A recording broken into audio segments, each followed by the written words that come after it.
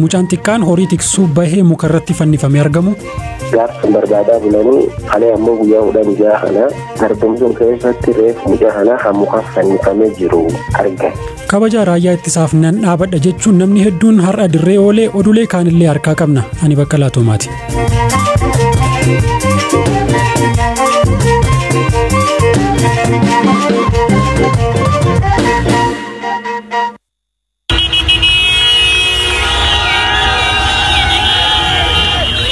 Kadhageessan kun guyyaa har'a magaalaa Finfinnee keessatti jiraattonni magaalattii waamicha ministeera muummee Abiyyi Ahmad hordofuun wayita deeggarsaa fi kabaja raayyaa ittisa biyyaa kan kaaba Itoophiyaatti humna naannoo Tigraayin lolaa jiruuf qaban ibsatanidha.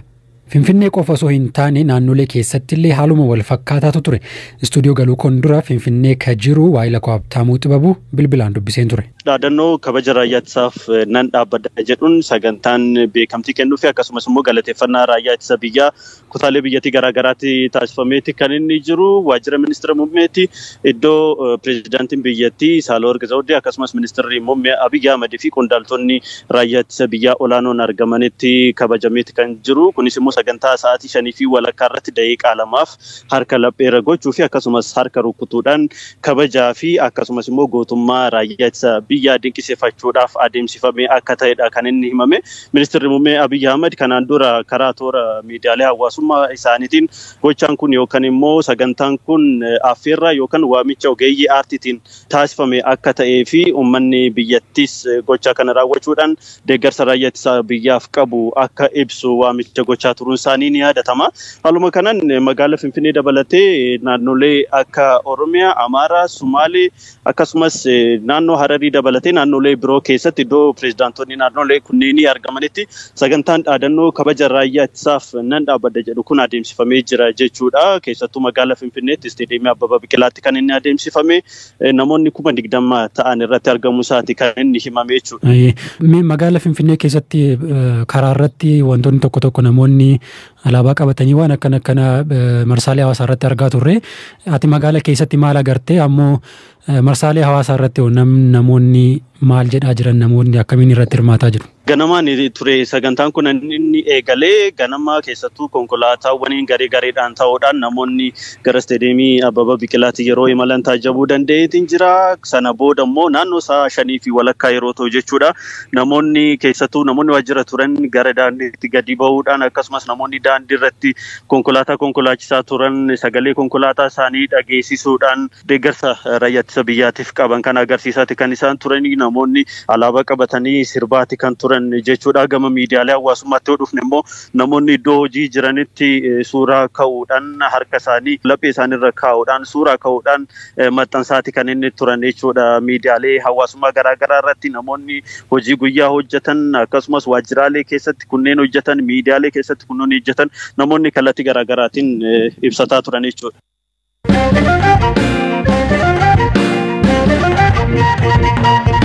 Kaayitaanutti wayita ceenu abbaan alangaa waliigalaa Itoophiyaa dhaabbilee daldalaa abbummaan isaanii ka TPLF jedhe 34 herreegni baankii isaanii bakka jiru hundatti akka hin sochoone uggure.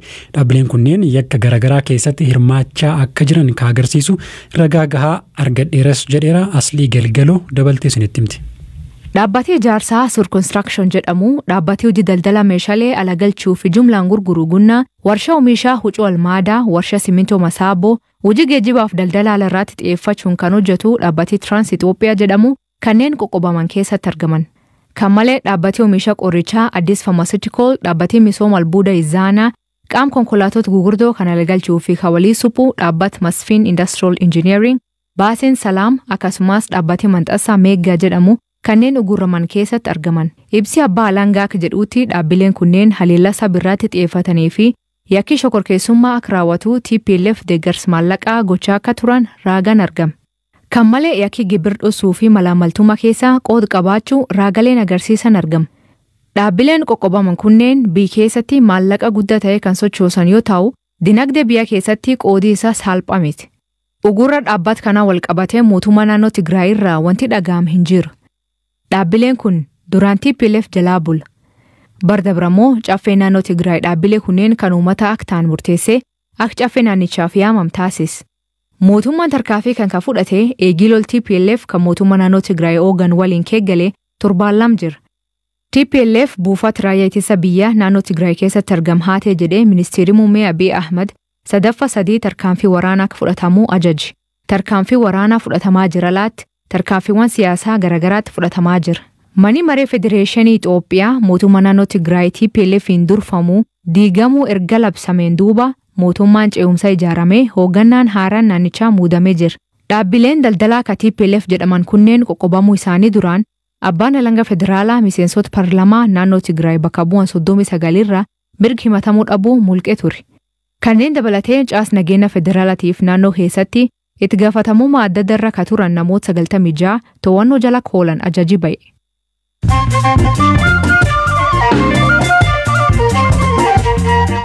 raadiyoo BBC Afaan Oromoo dhaggeeffataa jirtu gidduutti immoo oduu gaggabaaboon isinitti hima.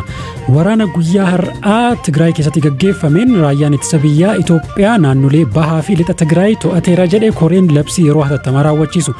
Gama bahan raayyaa guutumaan guutuutti to'achuun Maqaleetti dhiyaachaa jiraachuu fi lixarraan immoo daannoo ciccimoo jijjigsuun Shiree to'atee gara Aksuumitti susukaa akka jiru ibsichi himeera. Jabuutiin lolli Itoophiyaatti dhalate karaa mariin akka furamu waamicha dhiyeessite. Jabuutiin biyyoota reefu lolli mootummaa federaalaa fi hoggansa naannoo Tigraay jidduutti dhalate karaa nagaan akka furamu waamicha dhiyeessan keessaa tokko. Guyyaa kaleessa Keeniyaan waamicha wal fakkaataa dhiyeessuun ni yaadatama. Dho'insa boombii mana nyaataa Moqodishootti argamutti mudate namoonni 6 ajjeefaman.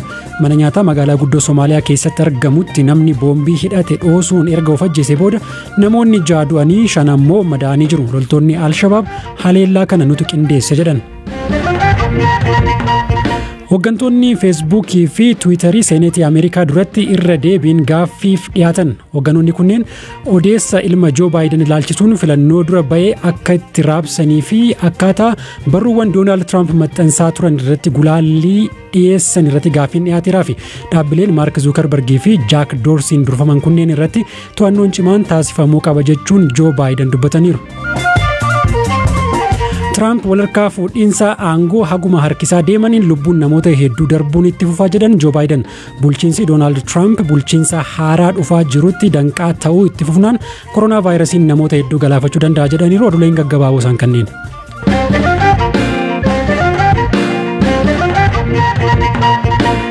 Gabaasa nutti ceeneerra ministeerri muummee Itoophiyaa Abiy Ahmad tarkaanfiin waraanaa naannoo Tigraay keessatti adeemaa jiru gulantaa xumuraarra gaheera jedhan. Guyyoota 3 darbaniif humni addaa fi milishaan naannoo Tigraay karaa nagaa akka harka kennatan yeroon kenname ture xumurameera. Guyyoota itti aanan tarkaanfii xumuraa fudhanna jedhaniiru. Kuni kanaan osoo jiru namoonni sababa lola kanaatiin qeerraa buqqaa'uun itti fufeera. Walitti bu'iinsa naannoo Tigraay adeemaa jiru kanaan Itoophiyaan rakkoo namummaa guutuutti akka kuftu godhaa jira jechuun UN akeekkachiiseera. Akka dhaabbanni kun jedhutti haga yoonaan lammiileen 30,000 ol ta'an lola kana baqachuun gara Sudaan ce'aniiru. Gabaasa dabalataa yaadataa Biraanuu tarkaa qaba. Naannoon baha Sudaan Gaadareef jedhamtu lammiilee Itoophiyaa lixa Tigraay irraa lola baqachuun garas deemaniin dhiphachaa jirti. Hedduun isaanii meeshaa korojoo xixiqqoon qabataniin ala homaa of harkaa hin qaban. Lubbuu keenyatu caala jennee kotte nu baasi jennee jedhu. Kan maatii waliin gargar ba'anis jiru. Isaan keessaa tokko Azeeb jedhamti. Qabeenya waggaa baay'eef itti dhamaane gannee baqanne. Uffata ofirraa qabnu qofaan as dhufne. Abbaan warraa koo eessa akka jiru hin beeku. Guyyaa 5 barbaadaa turus achi buteessaa hin barre. Kibraa Sillaasee fi Mooloo Gibraazeel ammoo waan achitti ta'aa jiru yoo ibsan bitaaf mirgaan boombiin nutti roobee mana nurraa gubnaan waan dandeenyu qabannee baqannee jedhu. Gama lamaan boombiin haleelamaa turre. Gama naannoo Amaaraa fi Eertiraatiin. Sa'aatii 4 lafoo deemnee gara kanatti baqanne.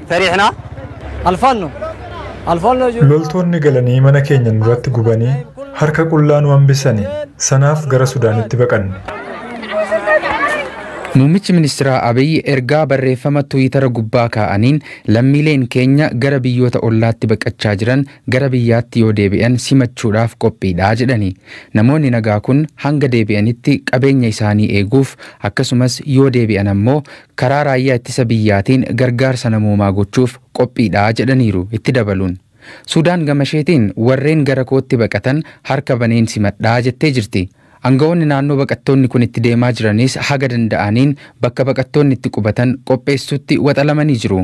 Baqattoota daasii adii gammoojjiiwwan Sudaan keessatti da'atanii jiraniif gargaarsa gochaa kan jiru UN garuu lakkoofsi baqattootaa dabalaa waan jiruuf kaampiiwwan humnaa ol dhiphatanii rakkachuun malaa jedhee jira. Dhimma kana ilaalchisuun yaada kan kennan qindeessaan deebii hatattamaa UNHCR damee Sudaan James Leezermaan akkasitti himu.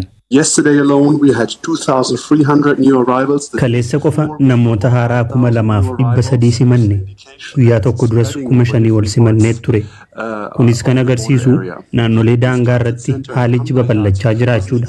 Kaampiin dahannoo UNHCR kun kaampii xiqqoo duraan turedha.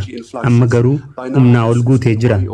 Kaampichi waan guuteefis kutaalee magaalaa Hamdayaat keessa asiif achi yoo deemtu baqattoonni iddoo argatanitti ciisanii agarta. Namoonni ani dubbiseen akka jedhanitti ammallee nageenya isaaniitiif ni sodaatu. Asittis waan nurra ga'a jedhanii waan sodaataniif bibirrachaa jiraatu. Ammallee lubbuun isaanii balaarra jira jedhanii yaadu. Feel there's a real threat to their life and several have told me that. Yoo haalli nageenyaa nuuf fayyamee karaa itti gallu argannes achuma Tigraayitti gargaarsa gochuuf qophii irratti argamnes jedheera. Eejensiin baqattootaa UNHCR.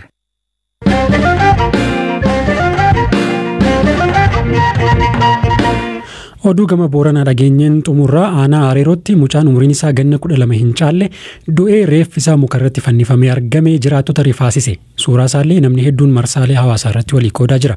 Mucaan kun guyyaa 2 dura sanbata xiqqaa darbe horii tiksuu manaa bahee maatiin barbaadaa ture. Kalees reeffi isaa argamee jedhu jiraataan aanaa Areeroo ollaa maatii mucaa kanaa qubatan. Guyyaan isa guyyaa dheengabba sadaasa 15 bara 2020 mucaan diqayyaa nabduu qottool boruu ooda jedhamu tisitu horii gulba'e. Eegi mucaan kun horii gulba'ee mucaa kanaa hin dhabanii gaafsan barbaadaa bulanii halee ammoo guyyaa 16 kanaa argamsuun keessatti reefu mucaa kanaa hamuka fannifamee jiru argan. Mucaan kun madaa waraanaa yookaan madaa waan dhibii tokkollee hin qabu madaan waan akka limmee waraanni jira jedhanii quncee mukaatiin dubatti hidhanii bira deemanii kabar baay'aan qabanii kabar baay'aan reeffisa akkasitti argatan. Eega argani warri gama biyyi bulchuulleen warra mooshaneetti jedhee dubbata warri kaalleen ammoo nuuni mucaa sun nama akkas godhin garreedha qilleensi gubbaatti kanneen babarreessan iddoo arganii. Maatiin mucaalleen ammoo nam mucaa keenya kan godhin beeknu jedhanii mucaa kana tas guddaa namni ciftiniyyuu walirraa mormatuun bifa hama kanaan ijjeessanii argamee malee agammaatti kanaa jedhanii beekametti adda baay'ee hin jirtu. Dhimma kana irratti ka dubbisne bulchaa itti aanaa Areeroo Abguyyoo Qaallichaa hojiif Adaamaa jiraachuu dubbatanii waan quba qabanirraa kana nuuf himan. Daa'ima wayii aanaa fe'in gandireenjii keessatti qalee mukaa fannifamee reeffi argamee jira. Torbaan dabre keessa daa'imni sun akka abaa'oo shaneetiin wal arge. Galee isaanii gaafa duuboo galchan himte jijjeemnaa waan jedha gaafasi itti wannecha baatee waan jedhaallee dubbatanii egaa mana achi hin jiru hagam dara dhugummaan beeku warri achi jiraa jiru qorachuu jira achi hin jiru. Kabajamtoota dhaggeeffattoota keenya sagantaan raadiyoo BBC Afaan Oromoo yeroo mara wiixataa haga jimaata dambalii gabaabaa Naayilsaatii fi kallattiin ammoo feesbuukii irratti dhaggeeffatamaa oduuf odeessaalee gama raadiyoon isin biraan geenyuun dabalata irratti immoo marsariitii keenya www.bbc.com Afaan Oromoo irraa odeessaalee adda addaa argachuu dandeessu. Fuula feesbuukii keenya illee daawwattan akkasuma odeeffannoo dabalataa irraa argattu. Bor sagantaa biraatiin walitti deebina kanarraa akka qopheesse yaadataa biraanuti kan isin biraan gaheen bakka laatooma. Horaa bulaa.